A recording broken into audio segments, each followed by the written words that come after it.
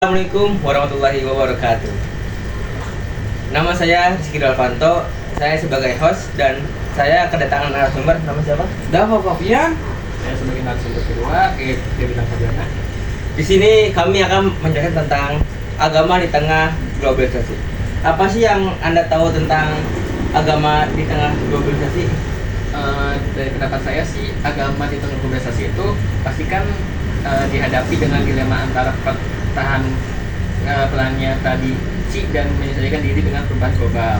Nah, meskipun globalisasi dapat menjadi ancaman bagi kemudian di doktrin tertentu. Nah, di globalisasi ini juga memberikan peluang untuk memperluas cakrawala agama dalam rangka pembangunan masyarakat yang lebih inklusif dan harmonis. Jadi itu kayak lebih harmonis gitu berarti ya? Benar. Apa sih yang dapat ketahui tentang yang positif dan yang negatifnya? Ya, kalau dampak positifnya bagi era globalisasi itu adalah yaitu yang pertama, bagi agama di berbagai acara, pertama akses terhadap informasi dan pengetahuan tentang agamanya menjadi lebih mudah dengan adanya internet dan media sosial. Yang kedua, orang dapat lebih mudah mencari informasi tentang berbagai agama dan memahami perbedaan dan permasalahan yang ada di dalam suatu agama tersebut. Jadi kita bocok. Nanya, Ya lu jangan langsung kayak gini banget. coba lu anjing. Kan kok bisa maju, Cok? Sama Berarti yang ke Pancasila kan dia mau itu. Bahasa Sunda tuh agamanya deh. Agama bahasa Indonesia gua. Itu sampai ini kan. Mana bro? Ayo, Apa yang Hitung dulu biar aman. ayo 3, 2, 1. apa nih yang dapat tahu tentang agama di tengah globalisasi? Oh iya, yang pertama ya dampak positif tuh kita lebih tahu kan, jadinya tuh kayak kita dapat informasi dari Quran, terus kita cocokin dengan yang ada di internet. Yang keduanya kayak misalkan dari ustadz, ulama dan sepengikutnya lah, apa namanya saya lupa dah, itu kayak gitu. Terus yang ketiga ya tergantung dari orang-orang sekitar dah gitu pokoknya mah. Kalau yang dapat dampak negatifnya apa tuh? Dampak negatif itu tuh kayak terhadap agama dapat memiliki efek negatif. Pertama, globalisasi seringkali menghadirkan tantangan bagi agama tradisional. Nilai-nilai dan agama normanya dapat dikonfirmasi dengan gaya hidup yang semakin sekuler dan materialistik dan ditawarkan oleh budaya. Hal ini dapat menyebabkan penurunan minat terhadap agama terutama di kalangan generasi muda. Begitulah contohnya. Yang kedua, globalisasi juga dapat menciptakan konflik antar agama. Ketika berbagai agama bertemu dan bersama mendapatkan pengikut, konflik yang berhubungan dengan ideologi. Contohnya kayak misalkan perdebatan antara Islam dan agama Kristen ya. Kayak waktu itu tuh, Kayak apa tuh? yang kayak ngebom tuh, yang dibom, yang ngebom Islam tuh. Itulah pokoknya mah. Kalau Raka nih, kehidupan sehari-hari itu apa contohnya? Contoh kehidupan sehari-hari itu kayak kalau contoh dari gaya hidup seperti di era globalisasi itu dalam menjadi agama Islam, itu contohnya itu kayak gaya hidup hedonis yang semakin populer. Nah, orang itu cenderung lebih mementingkan materi dan penampilan dibandingkan nilai spiritual. Nah, itu juga bertentangan dengan ajaran Islam yang menganjurkan hidup sederhana. Jadi itu maksudnya kayak gimana? Jadi itu kayak kita dalam hidup dalam keadaan sederhana, tapi kita juga harus mengamalkan dalam agama Islam dengan secara spiritual. Apa sih sebenarnya globalisasi itu dan bagaimana menurut kalian dampak terhadap kehidupan sehari-hari? Ya kalau kata saya ya, globalisasi itu proses di mana dunia menjadi semakin terhubung. Kita bisa dengan mudah mengakses informasi, budaya dan teknologi dari berbagai belahan dunia. Dampaknya sangat luas, dari ekonomi, pendidikan sampai cara kita berpikir dan bertindak. Oh, jadi begitu. Ya gitu. Kalau menurut Raka, apa sih hubungannya antara agama dengan globalisasi itu? Dari pendapat saya sih globalisasi membawa itu dua sisi. Nah, di satu sisi itu agama bisa lebih mudah disebarkan karena teknologi. Nah, tapi di sisi lain itu sendiri pengaruh budaya luar juga bisa mengalahkan bisa di- agama kalau kita tidak waspada. Ada yang mau ditambahin nggak Pak? Iya. Udah cukup. Udah cukup. Nah, kalau menurut apa nih? Bagaimana sih menurut kalian medsos itu mempengaruhi jalannya acara itu? Kayak misalkan media sosial itu adalah diibaratkan sebagai pedang bermata dua ya, Iya. yang mengaitkannya dengan cara menyebarkan dakwah dan konten Islam. Tapi ada juga yang berdampak dalam budaya. Contohnya atau bahkan konten-konten negatif yang merusak moral bagi suatu agama tersebut. Konten negatif itu maksudnya apa Pak? Kayak misalkan konten-konten bagi-bagi duit lah, terus intinya belajar bisa dia bisa jadi. itu apa gitu? Terus sama kayak konten-konten dia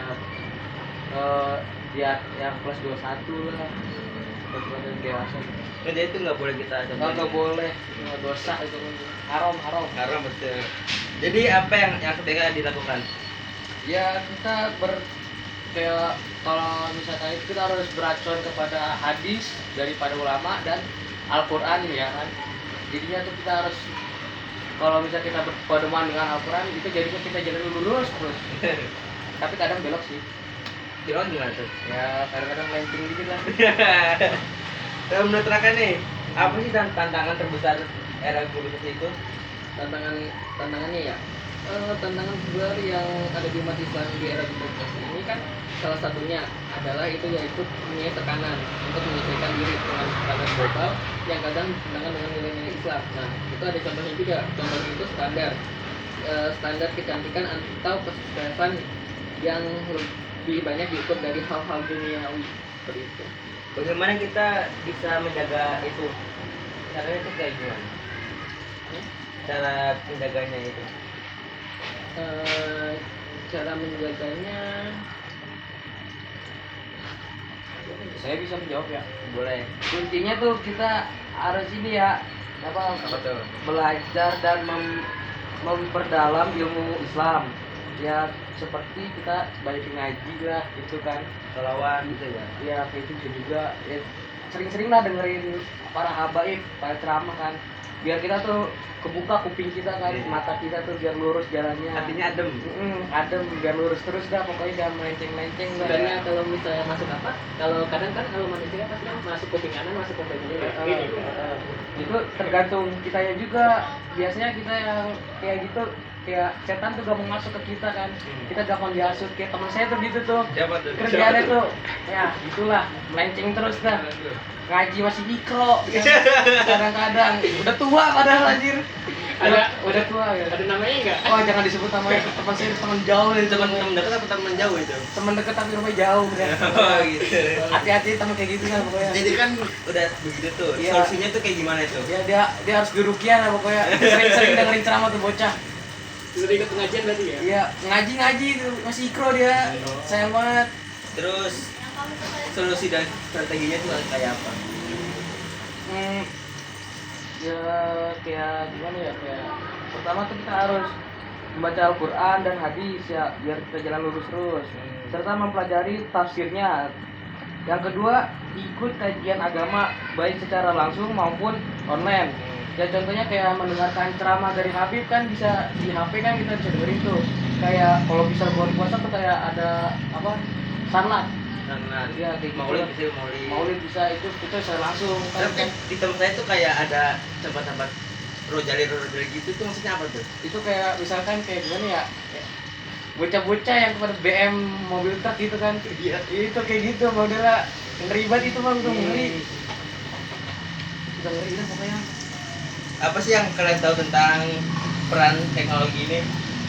Peran dalam teknologi itu saya simpulkan karena kan teknologi itu pasti kan banyak banget di masa modern seperti ini. Ya, teknologi itu kan juga alat yang sangat efektif jika digunakan dengan benar.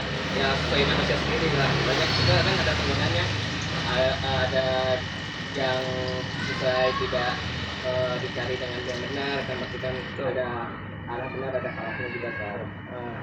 Kita itu juga bisa mendengar ceramah itu kan di YouTube maupun lewat ya aplikasi lain lah, seperti itulah. Terus juga bisa membaca buku digital Islami, yaitu dari dakwah, itu juga lewat media sosial, teknologi. Ini juga harus kita manfaatkan untuk memperkuat iman, bukan sebaliknya. Tadi kan dapat kan bahas tentang Al-Quran. Tahu gak apa hadis yang dalam ini? Dalil-dalilnya. Dalil-dalilnya sih saya kayak Arabnya saya kurang tahu ya. Cuman kalau artinya gini ya. Apa? Kalau dari menuntut ilmu wajib bagi setiap manusia muslim kan, itu hadis riwayat Ibnu Majah yang artinya hal ini menunjukkan bahwa umat Islam sangat aktif dalam mencari pengetahuan untuk berpartisipasi dengan perubahan zaman. Selain itu Nabi Muhammad SAW pernah bersabda, hikmah ini memiliki orang mukmin di mana saja ia menentukannya, maka ia lebih berhak. Itu hadis riwayat Tirmidzi. Sebelum lanjut kita minum dulu. Oh iya, Minum. serat ini kita Ya, makanya jangan dulu lah. cakep banget ini air. Seger parah. Kalau mau makan ambil aja. Iya, bentar be, belum lapar juga. Jadi apa ya? Dari diskusi ini apa yang kalian pelajari tentang hal ini? Ada yang bisa gak? Diskusi. Diskusi yang tadi kita ambil ini kan sesuai kan era globalisasi dalam Iya. Islam. Iya. Globalisasi itu kan punya tantangan sekaligus peluang.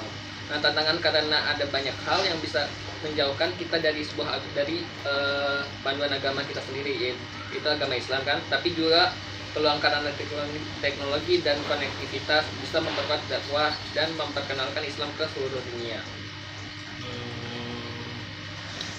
Kita sudah sampai di penghujung acara ini. Iya. Ada yang mau ngasih pesan-pesan dan pesan dari siapa dulu nih? Dari dapat dulu deh. Saya dulu dah pokoknya Pak. Ya kita jangan takut menghadapi globalisasi, tapi jadikan agama sebagai pedoman utama.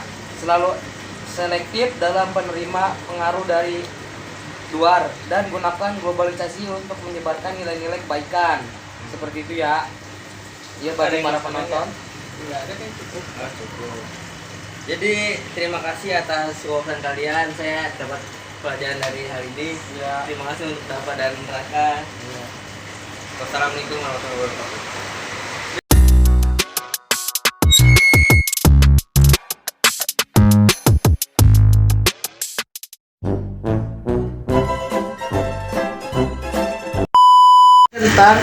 Ntar nama lu bilang Kamu undangan? Ih jangan Kamu undangan kelihatan. Anjing kamu undangan. udah kelar sih. Jadi kan langsung ngebling ntar. Tapi kelihatan nggak ya Cok? Tapi lu Lu makan mulut, Cok. Apa yang Cok, nanya ya lu jangan